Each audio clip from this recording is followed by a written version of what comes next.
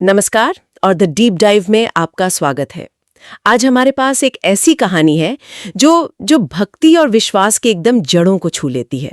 इसका स्रोत है कर्माबाई और भगवान जगन्नाथ की कथा और इसकी प्रेरणा मिली है जिस माँ की खिचड़ी खाने भगवान जगन्नाथ नियम तोड़ देते हैं शीर्षक से। और ये कहानी ना एक बहुत ही गहरा सवाल खड़ा करती है कि आखिर एक साधारण सी दिखने वाली खिचड़ी में ऐसी क्या ताकत हो सकती है कि उसके लिए पुरी के महाप्रभु भगवान जगन्नाथ अपने ही मंदिर के सदियों पुराने कठोर नियमों को तोड़ने पर मजबूर हो जाएं। आज हम इसी रहस्य की परतों को खोलने की कोशिश करेंगे। और ये सवाल जितना सीधा लगता है ना, इसका जवाब उतना ही गहरा है। ये कहानी सिर्फ एक चमत्कार की कथा नहीं है। ये इस बात पर एक तरह से एक टिप्पणी है कि आस्था असल में होती क्या है। ये उस धारणा को चुनौती देती है कि ईश्वर तक पहुंचने के लिए हमें बड़े बड़े अनुष्ठानों या महंगे चढ़ावों की जरूरत है। हाँ, जटिल पूजा पाठ की। बिल्कुल। ये कहानी हमें दिखाती है कि शायद भगवान को भोग से ज्यादा भाव की भूख है। चलिए, तो फिर इसी भाव को समझने के लिए कहानी के केंद्र में चलते हैं। ये कर्माबाई थी कौन? स्रोत बताते हैं कि वो एक बहुत ही साधारण सी महिला थी, भोली भाली। कोई रानी महारानी नहीं, कोई विदुषी नहीं, बस एक आम इंसान जिसकी भगवान कृष्ण में अटूट आस्था थी जी। लेकिन दिलचस्प बात उनकी भक्ति के तरीके में थी। वो भगवान को एक सर्वशक्तिमान देवता की तरह नहीं देखती थी, बल्कि अपने बेटे की तरह, अपने लल्ला की तरह। और ये जो आपने कहा ना, बेटे की तरह, यही इस कहानी का मर्म है। भक्ति योग में से वात्सल्य भाव कहते हैं। वात्सल्य भाव? हाँ, भक्ति के कई रास्ते हैं। कोई ईश्वर को स्वामी मानकर दास भाव से भजता है, कोई दोस्त मानकर सख्य भाव से। लेकिन वात्सल्य भाव शायद सबसे निश्चल है। इसमें भक्त भगवान का पालक बन जाता है, उनकी देखभाल करना, उन्हें खिलाना, उनकी चिंता करना, जैसे एक माँ अपने बच्चे के लिए करती है। अच्छा। कर्माबाई ने ईश्वर के साथ एक ऐसा ही रिश्ता बना लिया था, जो किसी नियम कानून से नहीं, सिर्फ और सिर्फ ममता से बंधा था। और ये ममता उनकी दिनचर्या में साफ दिखती थी। मतलब उनकी पूजा का कोई लंबा चौड़ा विधान नहीं था। वो रोज सुबह नहा धोकर सबसे पहला काम करती थी क्या? अपने लल्ला के लिए खिचड़ी बनाना। बस खिचड़ी? हाँ, कोई घंटियां नहीं, कोई मंत्रोच्चार नहीं, बस रसोई में एक माँ के हाथों से बनती खिचड़ी की सौंधी सौंधी खुशबू। जरा सोच कर देखिए, ये कितना क्रांतिकारी विचार है।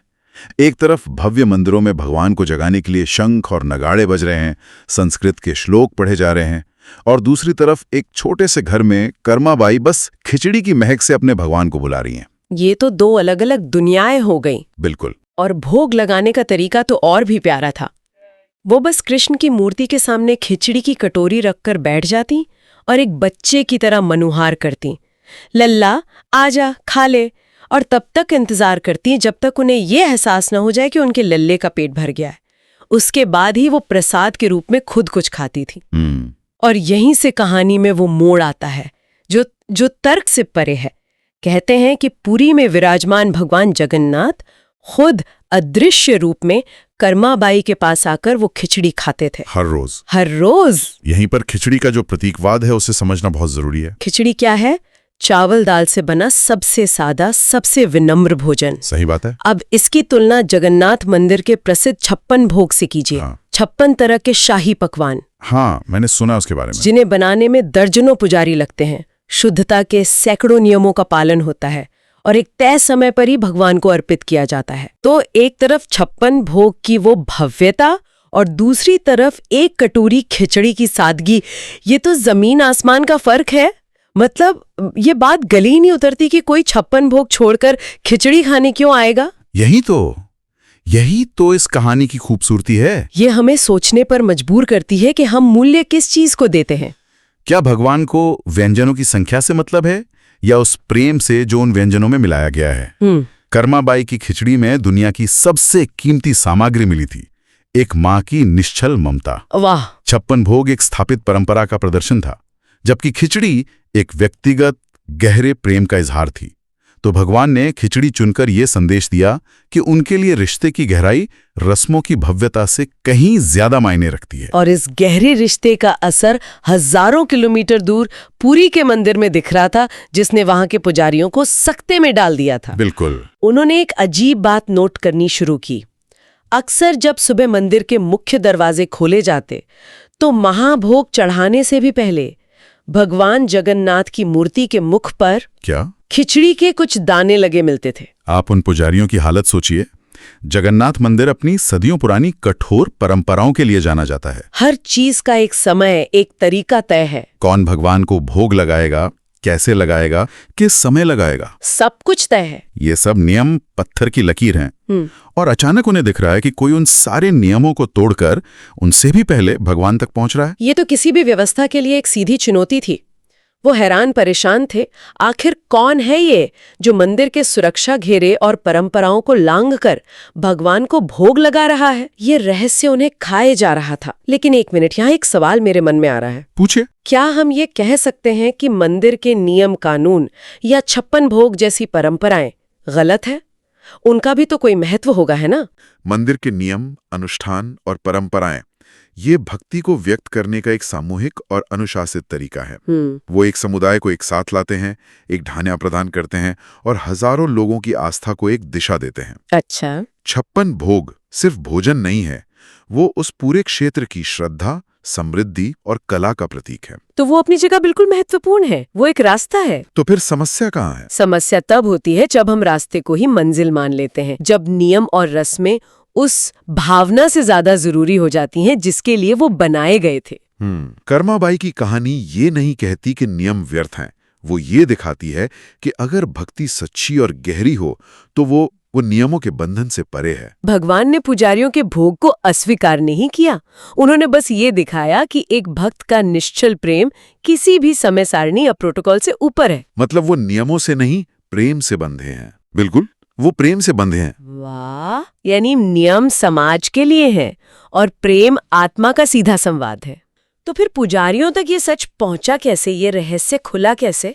कहानी के अनुसार जब पुजारियों की उलझन और बेचैनी मतलब एकदम चरम पर पहुंच गई तो भगवान ने खुद हस्तक्षेप किया। उन्होंने मंदिर के मुख्य पुजारी के सपने में दर्शन दिए। सपने में? हाँ, भक्ति कथाओं में अक्सर ऐसा होता है। जब इंसानी तर्क और कोशिशें हार जाती हैं तो एक दिव्य संवाद होता है। और उन्होंने सपने में क्या बताया?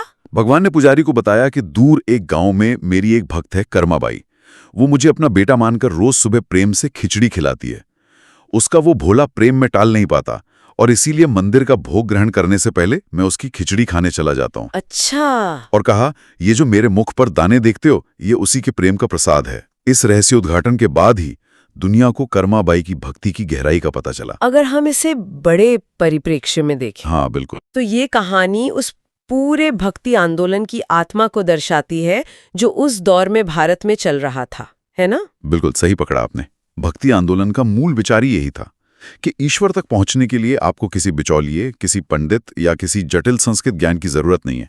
आपका और ईश्वर का एक सीधा, एक व्यक्तिगत रिश्ता हो सकता है। यानी इसने भक्ति को कुछ गिने चुने लोगों के दायरे से निकालकर आम आदमी तक पहुंचा दिया। बिल्कुल, इसने हर उस व्यक्ति को उम्मीद दी जो जाति, वर्ग या लिंग के कारण खुद को धार्मिक व्यवस्थाओं में कहीं कमतर महसूस करता था। कर्माबाई की कहानी ने लाखों लोगों को यह विश्वास दिलाया कि अगर दिल में सच्ची श्रद्धा है तो ईश्वर सीधे आपकी सुनेगा। आपको एक महान विद्वान या तपस्वी होने की जरूरत नहीं है, बस एक सच्चा और प्रेम से भरा दिल चाहिए। तो इस सदियों पुरानी कहानी का आज की दुनिया में क्या मतलब है? हम आज की भाग-दौड़ और जटिलताओं से भरी जिंदगी में से क्या सीख सकते हैं?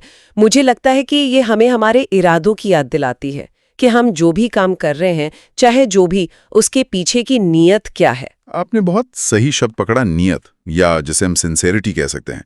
ये कहानी असल में प्रामाणिकता, ऑथेंटिसिटी और दिखावे, परफॉर्मेंस के बीच का फर्क दिखाती है। बिल्कुल। हम आज एक परफॉर्मेंस कल्चर में जी रहे हैं। सोशल मीडिया पर हम अपनी जिंदगी का सबसे अच्छा संस्करण दिखाते हैं। सही बात है। ऑफिस में हम खुद को सबसे कुशल कर्मचारी की तरह प्रस्तुत करते हैं। यहाँ तक कि रिश्तों में भी हम कई बार वो बनने की कोशिश करते हैं जो हम असल में नहीं हैं। और इस दिखावे के चक्कर में उस काम के पीछे की जो असली सच्ची भावना है वो कहीं खो जाती है। हम क्या कर रहे हैं पे इतना ध्यान देते हैं कि क्यों कर रहे हैं ये भूल ही जाते हैं। एकदम सही। कर्माबाई की कहानी हमें उस क्यों की याद दिलाती है। उसने 56 भोग बनाने का प्रदर्शन नहीं किया, उसने वो बनाया जो उसका दिल कह रहा था, सादा, पौष्टिक और ममता से भरा हुआ। और ईश्वर ने उसी सादगी और सच्चाई को सबसे बड़ा सम्मान दिया। ये मुझे मेरी दादी की याद दिलाता है। वो जब तुलसी के पौधे में पानी डालती थी तो उससे बातें करती थी, उसका हालचाल पूछती थी। अच्छा। कोई देखता तो शायद हंसता, लेकिन वो उनका एक सच्चा और सीधा संवाद था। कर्माबाई की खिचड़ी भी एक ऐसा ही संवाद थी। ये एक बहुत खूबसूरत बात है कि सबसे पवित्र रिश्ते और सबसे सार्थक काम अक्सर सबसे सरल होते हैं। हम अक्सर भव्यता में अर्थ ढूंढते हैं, जबकि अर्थ सच्चाई और सादगी में छिपा होता है। और ये सिर्फ धर्म या आस्था पर ही नहीं, हमारे काम, हमारे रिश्ते, हर चीज पर लागू होता है। निश्चित रूप से। और इसी सोच के साथ मैं श्रोताओं के लिए एक सवाल छोड़ना चाहता हूँ। हम सब अपनी जिंदगी में कई तरह के 56 भोग तैयार करने में लगे हैं। जैसे कि हमारे बड़े बड़े करियर प्लान्स, हमारी परफेक्ट दिखने वाली सोशल लाइफ, हमारे जटिल लक्ष्य। इस सब के बीच हमारी अपनी खिचड़ी क्या है? वो कौन सा एक सादा, सरल, दिल से किया गया काम है? चाहे वो किसी अपने के साथ बिना फोन के कुछ पल बिताना हो, या कोई ऐसा काम करना हो जिससे सिर्फ हमारी आत्मा को सुकून मिलता हो, जिसे हम इस भव्यता की दौड़ में नजरअंदाज कर रहे हैं। शायद अपनी उस खिचड़ी को पहचानना और उसे समय देना ही इस कहानी का असली सार है।